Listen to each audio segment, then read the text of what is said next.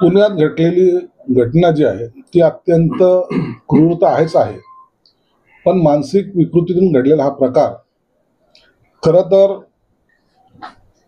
मी सरकारमध्ये आहे, मला याची जाणीव आहे की कायद्याच्या भाषेत बोललं पाहिजे, परंतु तरी मला वाटतं एक माणूस म्हणून, सर्वसामान्य नागरिक म्हणून अशा लोकांना रस्त्यावर ठेचून मारलं पाहिजे ही माझी त्याच्यावरची प्रतिक्रिया आहे। एवढं धारिष्ट कसं होतं?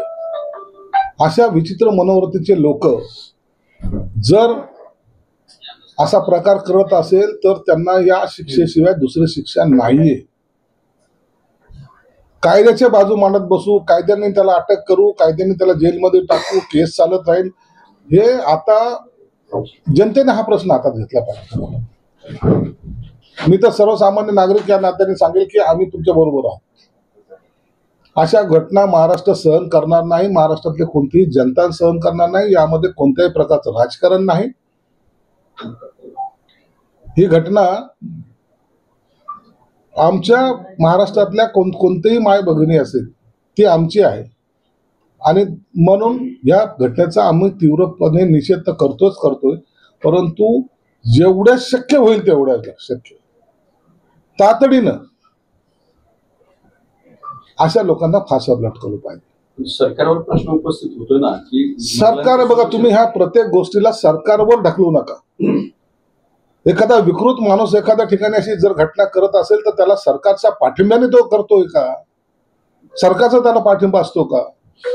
मी सरकार म्हणून तुम्हाला सांगतो, मी सरकारमध्ये एक जबाबदार पदाधिकारी मंत्री आहे, अशा लोकांना ठेचून मारलं पाहिजे ही माझी भूमिका आहे। बलात्कार होईपर्यंत सरकार करतोय काय असा प्रश्न प्रत्येक माणसाला संरक्षण देता येत नाही हे प्रत्येकाला जाणीव आहे। याचं राजकारण करायचा प्रयत्न करू नका, याचा सिरियसनेस घ्या। एका महिलेवर बलात्कार होतोय, बसमध्ये होतोय, स्वारगेट सारख्या ठिकाणी होतोय, हजारो लोक तिथे असतात, गजबजलेला भाग आहे। अशा ठिकाणी जर होत असेल तर त्या ठिकाणी तातडीने आरोपी अटक केला असेल, नसेल तर तो भाग जाऊ द्या, परंतु अशी घटना घडताच कामा नये या भूमिकेत सर्वजण असतात। सरकार कुणाचंही असो, कुणाचंही सरकार असलं तरी कोणी ह्या गोष्टीचा त्याला सगळेजण निषेधच करतील, कोणी याला चांगली घटना म्हणणार नाही किंवा चांगली घटना म्हणायचं काही कारण नाही।